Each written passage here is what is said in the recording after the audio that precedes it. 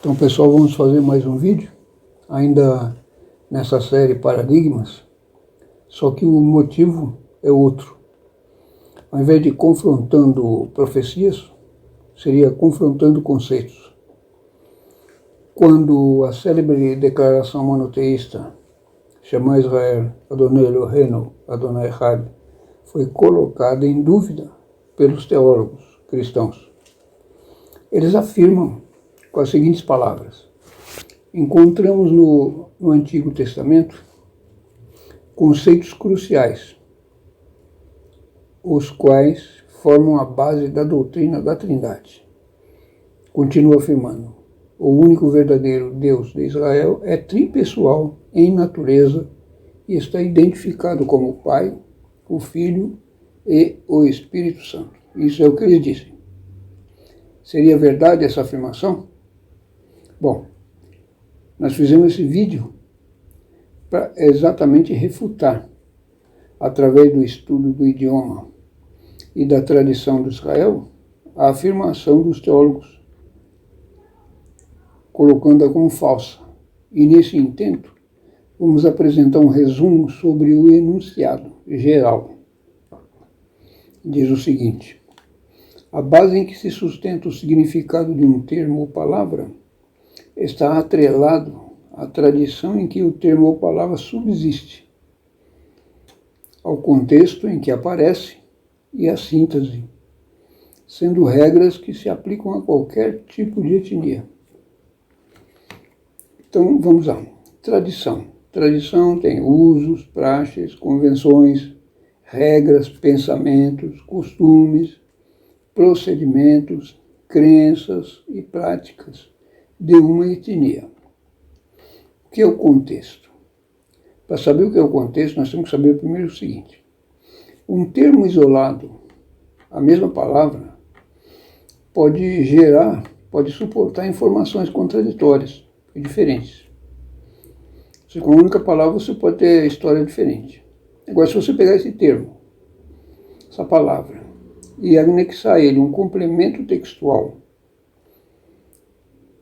e uma síntese perfeita, então a intenção que você tem em mostrar a informação, ela se esclarece, fica tudo claro e inteligível.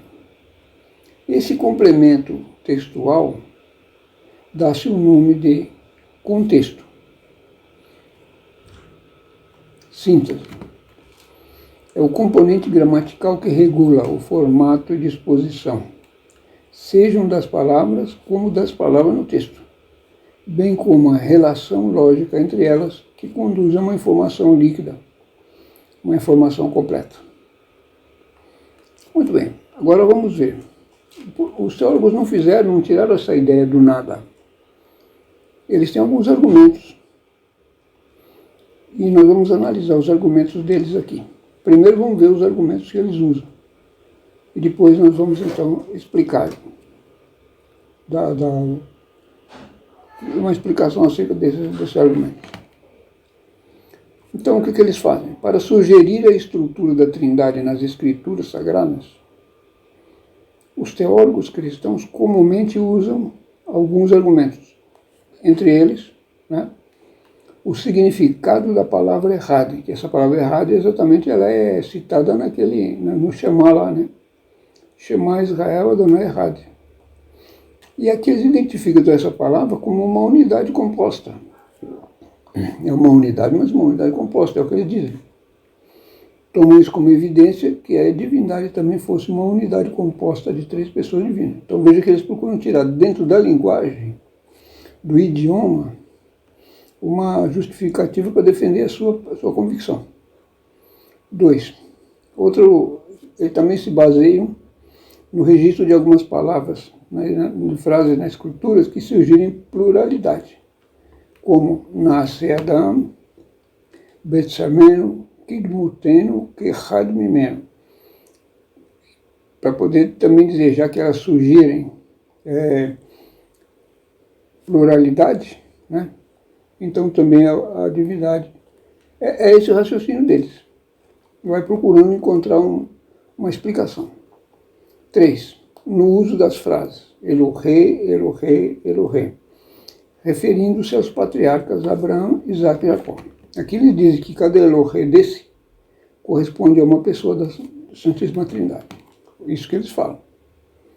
4. No termo Elohim, que segundo os teólogos lhe sugerem a pluralidade, e esse termo sendo aplicado à divindade, então eles também acham que a divindade seria uma pluralidade. 3. Nos 3 anjos que visitaram Abraão na época da destruição de Sodoma e Gomorra, está escrito Vayará Elohim, Elaiv, Vayará Elaiv, Hashem, né, o Elohim, o Eterno lá, Adonai, Veine Shelushá Anashim. Né? Em português seria isso, que 3 homens apareceram, né? E o Eterno apareceu a Abraão, e eis que 3 homens. É o que diz lá. Vayará Elaiv Hashem, Veine Shelushá Anashim. 3 homens.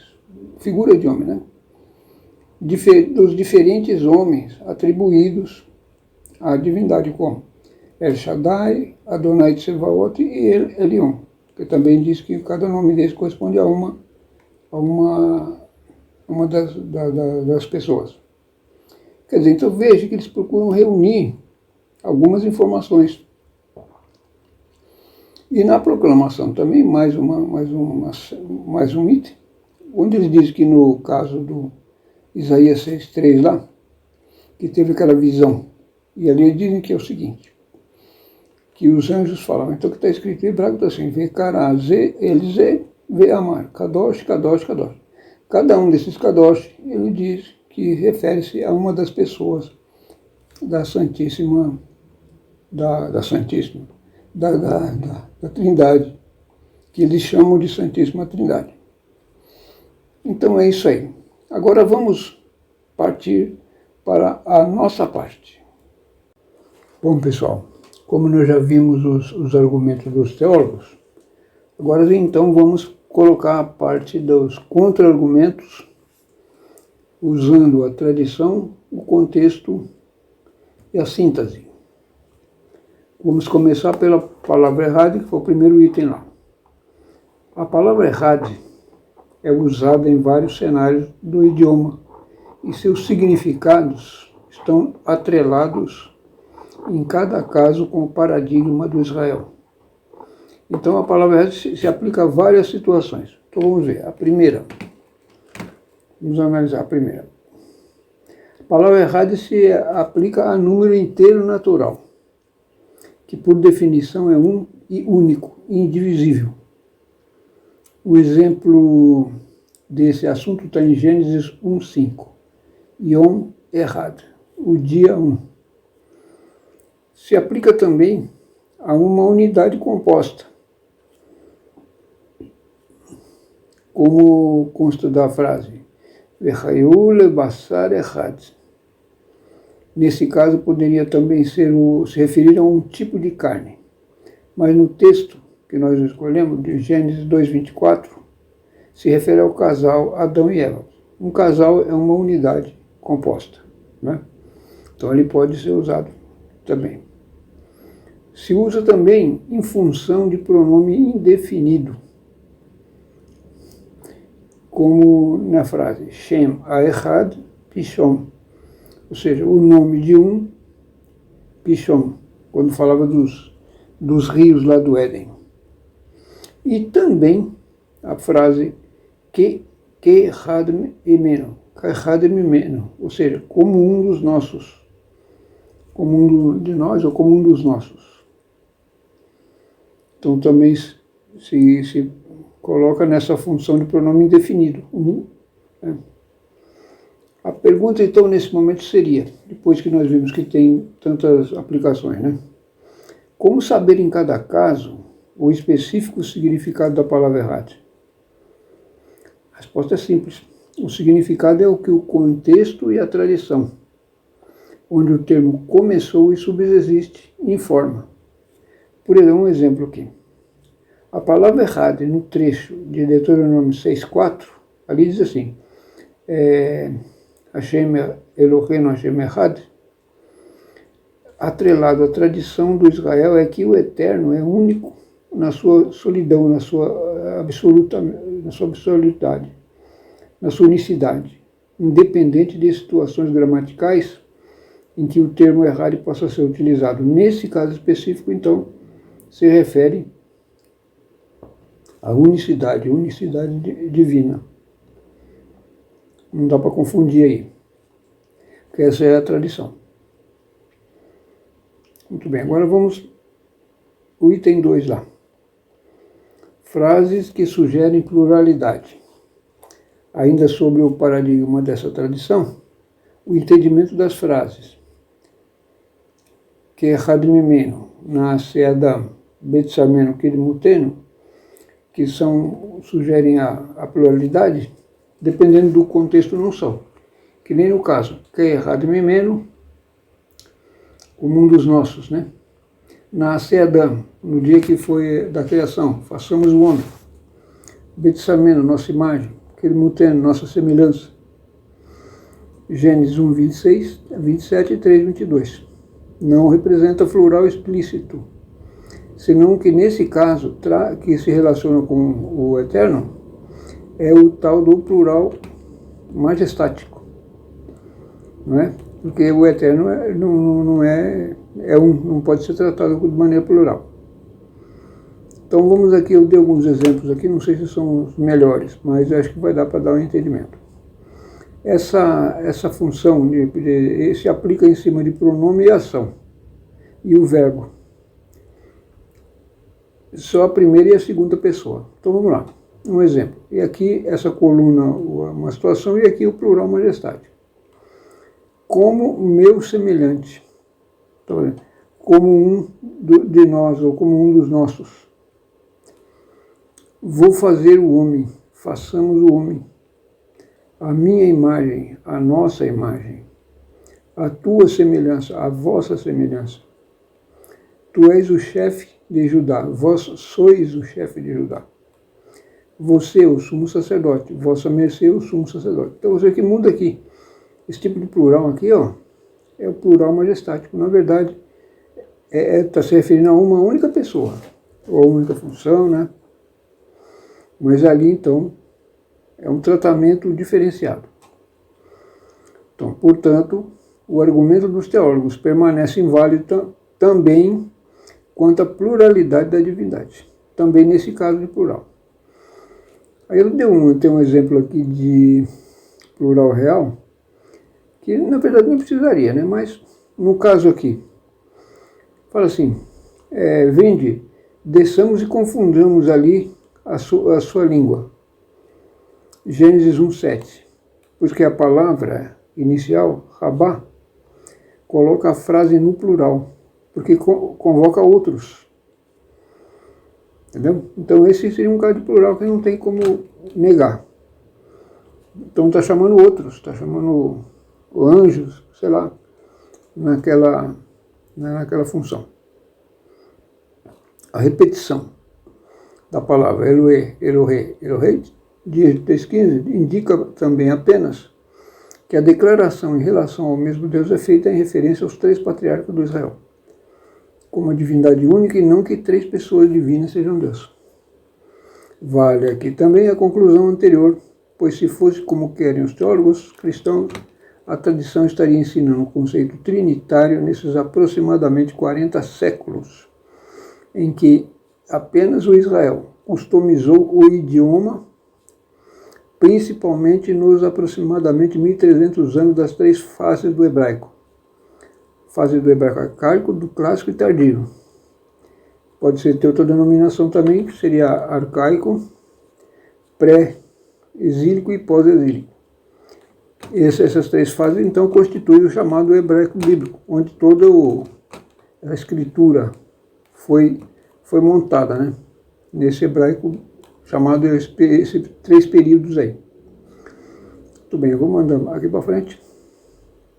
O mesmo se diga do termo Elohim, aliás, de aplicação em vários cenários também nas escrituras sagradas, envolvendo também, olha, seres impessoais, homens e anjos.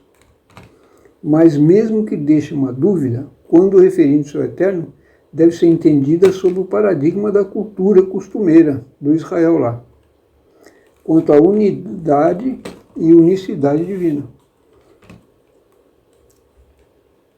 Certo? Então é isso aí. O quinto ponto lá, dos 3 personagens que apareceram a Abraão por ocasião da destruição de Sodoma. Então, claro, Vayera Elav Hashem, Veinesh Eloshah Anashim. Ou seja, e apareceu a Abraão, o Eterno, como se fossem 3 pessoas. Atribuir o evento ao Eterno se manifestando como uma trindade é contrário ao paradigma da tradição do Israel, sobre a unicidade divina, antes sendo visto a iteração de anjos. A verdade que apareceram ali foram anjos, que falam Anashim aqui, são pessoas, né? E alguém traduziria direto para homens, né? Mas foram três formas ali, semelhanças humanas que apareceram. Então tem vários trechos que ajudam a consolidar isso. O versículo 16 diz o seguinte: e os homens se levantaram e olharam para Sodoma, e Abraão os acompanhava. E no outro versículo 22 diz assim: e se voltaram dali os homens que vieram a Abraão e foram para Sodoma. Então aqueles homens foram lá, para Sodoma. Mas Abraão continuava diante do Eterno. Então as pessoas que vieram com Deus foram para Sodoma. E Abraão continuava diante do Eterno. Tá. Outra evidência, em certos trechos, que eram anjos, é que os anjos não têm todo o conhecimento. Na verdade, manifesta esse conhecimento em fatos que não estariam ocultos ao Eterno, que sabe todas as coisas. Aí na frase lá ele diz assim: ó, descerei, pois, e verei que, se agirem conforme o clamor que vem a mim, provocarei o seu fim. E do contrário, eu saberei. Não pode ser Hashem falando isso, porque ele sabe todas as coisas. Então, esse aí foram a explicação dos 3 anjos lá. No caso das frases El Shaddai, Adonai Tsevaot e Ele Elion, também não quer dizer que estão se referindo a três pessoas, mas tá? Com o mesmo suporte na conclusão tradicionais, elas representam o status da divindade na comunidade, e não que sejam 3 entidades distintas. Seriam as funções, as apresentações lá, o performance. Como no caso anterior, também a mesma a frase do Isaías lá, dos anjos, né? Vikarás Elze, Ve'amar Kadosh, Kadosh, Kadosh. Ou seja, que ele falava que Isaías viu no templo, né? Num alto e sublime templo. Pois ele é Adonai Elohim Tsevaot, né? Kadosh, Kadosh, Kadosh, Adonai Elohim Tsevaot. Esses 3 nomes aqui realmente ainda é o Senhor, é um só. Adonai é um, Elohim é a mesma coisa, Elohim Tsevaot. O Senhor e o Deus dos exércitos. É uma única pessoa. Resumindo, apenas por análise gramatical, como quiseram fazer os teólogos, pode não ser suficiente em todos os casos extrair o significado de um termo sem o atrelar ao costumeiro onde subsiste. Fora dessas condições, alguém poderá estar discursando sobre o desconhecido, pois o pleno significado de um termo está atrelado, além da síntese, ao contexto onde estará atrelado, além da síntese, ao contexto onde aparece e à tradição costumeira onde o termo surgiu e subsiste. Ou seja, ao povo de Israel, a quem foi dado não só receber o idioma como as escrituras, como também customizá-los, tanto o idioma como as escrituras. Então vamos partir agora.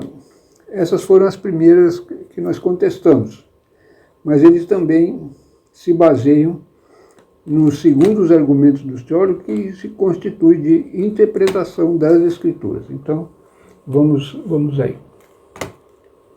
Bom, vamos ver então os argumentos um pouquinho mais sofisticados dos teólogos, que constituem na interpretação de Escrituras, das Escrituras, né?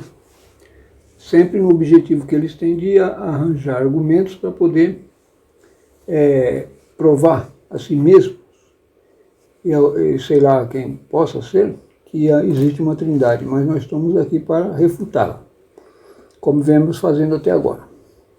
Então, para argumentar com mais ênfase sobre a trindade, os teólogos costumam citar os trechos do Tanakh como em Kohelet 12:1. Esse texto de Kohelet, na tradição do Israel, ele está fora ele não é profético, ele não faz parte do oficial, né? Ele faz parte dos escritos, mas vamos lá. Os teólogos não fazem essa diferença, eles procuram acessar qualquer texto dentro do Tanakh. Depois eles dão uma modificada. Muito bem. Um dos textos, esse é o mais complicado que tem, que eles usam para sugerir pluralidade, cria um problema, mas é muito simples de resolver. Para sugerir a pluralidade divina, ou seja, da trindade, onde se lê Uzkor et borecha bimei behoroteicha. Ou seja, aquele trecho que fala assim, ó, lembra-te do teu Criador nos dias da sua mocidade. Bom, se você desconectar a palavra do contexto, tirar a palavra, vamos analisar ela fora do contexto. Essa palavra borecha, ele pode significar assim, criadores, porque existe aí um acento que trata do assunto colocando como um plural, mas isolado, tá? Você tem que tirar ele fora e fazer análise. Isso pode ser feito através de um tradutor aí, não sei, né? Pode retornar então criadores, mas não será criadores. Mas a frase no contexto, lembre-se do seu Criador, ela não é plural, é criador, não é criadores. Nesse caso, para sugerir a hipótese pluralista da divindade, o teólogo interpreta a frase fora do contexto. Porque do ponto de vista sintático, no contexto, borecha não pode ser lido no plural, visto que, por questões gramaticais, behorotecha, ou seja, o jovem na mocidade da sua mocidade, bahur, tal, behorotecha, também deveria ser lido como no plural, pois fazem parte da mesma frase, seus criadores nos dias das suas mocidades. Alguém sugere que borecha pode referir-se no plural ao Criador, em primeiro lugar, e aos que criaram o ser humano como cooperadores de Deus em conjunto, como seus pais. Aí sim seria o borecha que, no sentido criou, no sentido estrito da palavra de criar do nada, e o seu pai que criaram as crianças, seus filhos. Aí sim são os criadores, nesse aspecto aí, nesse paradigma aí, nesse entendimento. Aí sim, existem os criadores, o que criou de fato, fazendo uma nova pessoa, um ser, e também os pais que criam. Nós temos que criar os filhos, essa é a ideia, tá? Então essa também é uma solução que deram, que eu achei muito interessante. Porque a outra ela é complicada, ela não, embora nós tenhamos explicado, mas ela não é muito fácil de ser assimilada por todo mundo.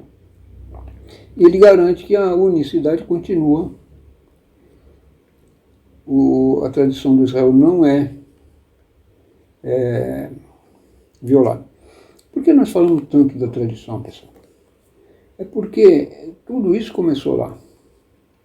Tudo isso começou em Israel. Se Israel não tivesse veiculado isso, essas escrituras, esses conceitos, ninguém saberia. Então, tudo devemos procurar sempre o assunto na fonte. A compreensão do assunto desde a fonte fica mais fácil, fica menos dolorido e fica mais simples. Porque tudo que é certo é simples. Começou a ficar sofisticado, já não é mais. Perdeu a simplicidade, perdeu também a legitimidade. E aí eu tenho uma pergunta. Por quê? E qual a utilidade de tentar relacionar nas escrituras um assunto incompatível, tanto com as escrituras como com a tradição que compôs essas escrituras e esse idioma, e vem usando esse conceito no decorrer de aproximadamente 40 séculos. 40 séculos, né? Eu calculo, tem um estudo que eu gostei, aprendi e faço, que seria mais ou menos esses 40 séculos da escritura, desde quando começou ali Moisés, recebendo informação no deserto, aquelas coisas, Jacó, José indo para o Egito, essas coisas todas. Em 1300, mais ou menos, antes da Era Comum, foi quando Israel entrou no Canaã. Daí começou a estruturar as escrituras, registrar fatos. Não tinha nada organizado que nem hoje, que nem é possível. Mas foi a partir daí. Então é uma coisa antiga, que não deixou de existir. Todo mundo, várias nações, vários povos não existem mais. Seus escritos também não existem mais. Mas não é assim com Israel. Então é isso aí. Quem sabe se eu ainda faço outro vídeo, né? Tem um vídeo vai falar da palavra Elohim com o mesmo objetivo, confrontando o conceito exatamente da pluralidade, da unicidade divina. Como diz a canção, que Roerhad vem Sheni, porque ele é um e não há segundo. Até o próximo vídeo.